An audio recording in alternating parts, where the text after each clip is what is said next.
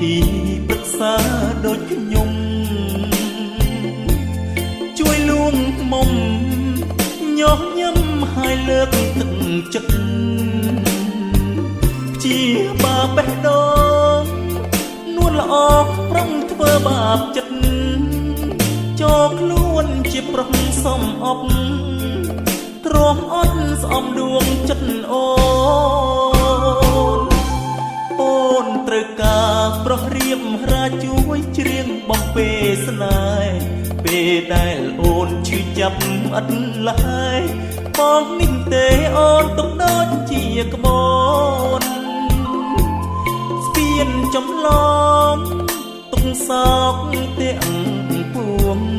ជួយបន់សាបភ្លើងស្នេហ៍ក្បត់អូនរូបបងបានត្រឹមព្រឹក